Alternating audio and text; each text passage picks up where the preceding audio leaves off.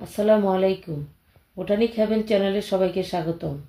আজকে আমি আপনাদেরকে মরিচ গাছের ভিডিও শেয়ার করব এবং এই ভিডিওতে আমি একটি বিশেষ সার ব্যবহার করে দেখাবো।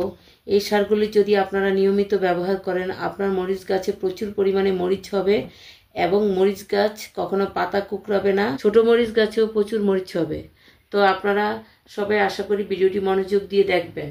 এই যে দেখেন, এই যে মরিচ গাছ, এখানে একটি মরিচ গাছ, এটাতে দুই একটা মরিচ এসেছে মাত্র। গাছটি জোপালো হয়েছে কিন্তু গাছটি অনেক ছোট সাইজের। আর এখানে দেখেন আরেকটি মরিচ গাছ, দেখেন এটাতে আমি সারটি আগে ব্যবহার করেছিলাম। অনেকগুলো মরিচ হয়েছে, কিছু মরিচ আমি হারভেস্ট করব এবং পরবর্তীতে আবার যাতে গাছের গ্রোথ ভালো থাকে এবং নতুন করে আরো প্রচুর পরিমাণে মরিচ আসে, সেই জন্য আমি এই সারটি ব্যবহার করব। আর এই সারটি হচ্ছে জৈব সার। যে কোনো গাছের জন্য জৈব সার খুব উপকারী একটি সার। এই সারে কোনো সাইড এফেক্ট থাকে না এবং গাছের জন্য খুব ভালো কাজ করে, মাটির উর্বরতা বজায় থাকে। এই জন্য আপনারা চেষ্টা করবেন গাছে সবসময় জৈব সার ব্যবহার করতে। আর মরিচ গাছে আপনারা অবশ্যই পানি বুঝে শুনে দিবেন। পানি দেওয়ার সময় অনেকে নার্সারি থেকে ছোট ছোট চারা সংগ্রহ করেন, কিন্তু পরবর্তীতে দেখা যায় গাছগুলো মরে যায়।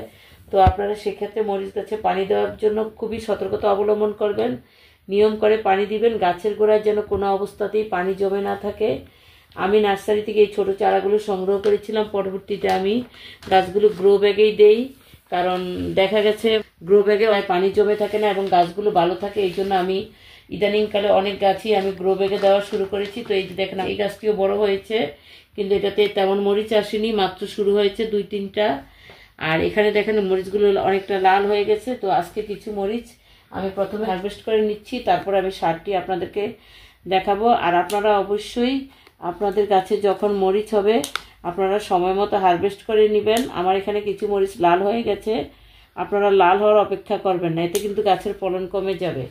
আপনারা সবুজ অবস্থায় আপনারা মরিচগুলো হারভেস্ট করেন, তাই এতে করে গাছে প্রচুর ফলন হবে। এবং আপনাদের বাড়িতে যদি আপনারা এরকম 3-4টা মরিচ গাছ রাখেন, আশা করি আপনাদের বাজার থেকে মরিচ কিনতে হবে না। নিয়ম করে পানি দিবেন এবং সবসময় রোদে রাখবেন আর নিয়ম করে খাবার দিবেন। সেক্ষেত্রে আপনারা রাসায়নিক সারও ব্যবহার করতে পারেন, তবে জৈব সার মরিচ গাছের জন্য অনেক উপকারী। আমি খুবই ছোট চারা 20 টাকা করে এই চারাগুলো আমি নার্সারি থেকে সংগ্রহ করেছিলাম শীতের শুরুতে। বর্তমানে দেখেন আমার গাছে কি পরিমাণ মরিচ হয়েছে, গাছের সাইজও অনেক ছোট। এখানে কিছু বড় হয়ে গেছে, তো আমি বড়গুলো যেগুলো খাওয়ার উপযুক্ত হয়েছে সেগুলো কেটে নিচ্ছি। ছোটগুলো পরবর্তীতে বড় হলে আমি হারভেস্ট করব আর সারটা দিয়ে দেখাচ্ছি আপনাদেরকে। তো এইভাবে আপনারা সবসময় আপনাদের বাগানে, যারা বারান্দা বাগানি তারাও চেষ্টা করবেন, বারান্দায় আপনার যদি 6-7 ঘন্টা রোদ থাকে তাহলেই আপনাদের গাছে আশা করি অনেক ভালো মরিচ হবে। ছাদ বাগানেও আপনারা মরিচ গাছ রাখতে পারেন, সেক্ষেত্রে প্রচুর পরিমাণে মরিচ হবে। আপনারা ইচ্ছা করলে মরিচের বীজ থেকে চারা তৈরি করে নিতে পারেন। আমি বেশিরভাগ মরিচ গাছ বাসায় চারা তৈরি করে নিই, কিন্তু এই গাছগুলো আমি নার্সারি থেকে চারা সংগ্রহ করেছিলাম। পরবর্তীতে এই গাছগুলোর গ্রোথ অনেক ভালো হয় এবং প্রচুর পরিমাণে মরিচ হয়। দেখেন এই একটা গাছের মরিচ আমি সংগ্রহ করে দেখালাম, দেখেন কি পরিমাণ মরিচ হয়েছে গাছটি থেকে। এই যে এখানেও কিছু মরিচ আছে।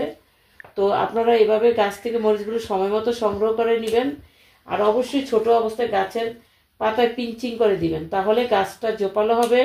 2G 3G কাটিং, যেটা প্রথম অবস্থায় একবার গাছের মাথাটা ভেঙে দিবেন, তারপর আরেকটু বড় হলে আবার গাছের মাথা ভেঙে দিবেন, তাহলে প্রচুর পরিমাণে ডালপালা বের হবে এবং মরিচের সংখ্যা প্রচুর হবে। আর চারা অবস্থায় মরিচ গাছে আপনারা সরিষার খোলের তরল সারটা বেশি ব্যবহার করার চেষ্টা করবেন, এতে করে গাছের ফলন ভালো হবে। আর গাছটি যখন ফুল আসার সময় হবে বা ফুল আসার পরে বা মরিচ ধরে হারভেস্টিং করার পরে আপনারা বিশেষ এই জৈব সারটি ব্যবহার করবেন। এই যেটা হচ্ছে এখানে বার্মি কম্পোস্ট, নিম খৈল, হাড় গুঁড়ো। গ্রো ব্যাগগুলো বেশি বড় না, ছোট সাইজের, সেই জন্য আমি দুইটা গ্রো ব্যাগের সাইজ অনুযায়ী, এটা প্রায় 8 ইঞ্চির মতো হবে আর এটা 6 ইঞ্চি সাইজের মতো হবে। তো সেই অনুযায়ী আমি এখানে 8 চামচ, 8 চায়ের চামচ, এরকম 4 চামচে 8 চামচ বার্মি কম্পোস্ট, এখানে 4 চায়ের চামচ হাড় গুঁড়ো, 4 চায়ের চামচ নিম খৈল, এই 3টা জৈব সার একসাথে মিশিয়ে নিব। মিশিয়ে গাছের গোড়ায় দিয়ে দিব।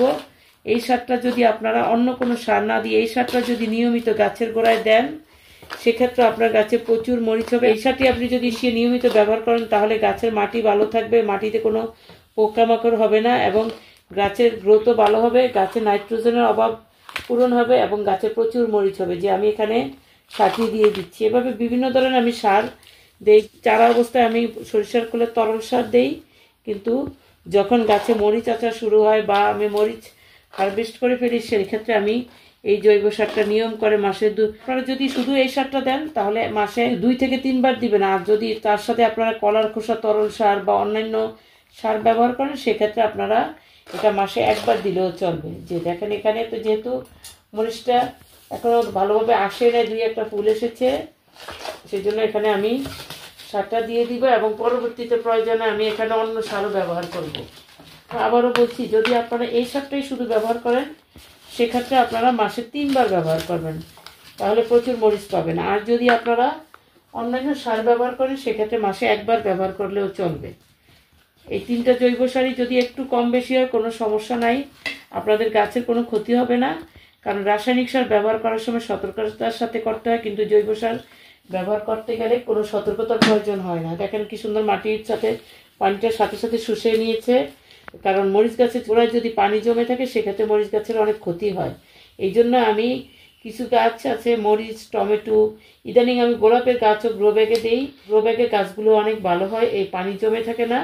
তো আপনারা এভাবে আপনাদের মরিচ গাছে সার দিবেন এবং যত্ন করবেন। আশা করি মরিচ গাছের পাতা কুঁকড়াবে না এবং গাছগুলো অনেক ভালো হবে এবং আপনারা পুরো সিজন বা 12 মাসি মরিচের হলে সারা বছর আপনারা মরিচ পাবেন। এবং বারান্দা বাগানিরাও যদি এভাবে যত্ন করেন আপনারাও প্রচুর পরিমাণে মরিচ পাবেন। অনেকক্ষণ কষ্ট করে এবং ধৈর্য নিয়ে ভিডিওটি দেখেছেন, এই জন্য আপনাদেরকে অসংখ্য ধন্যবাদ জানিয়ে এবং পরবর্তী ভিডিও দেখার আমন্ত্রণ জানিয়ে এখানেই শেষ করছি।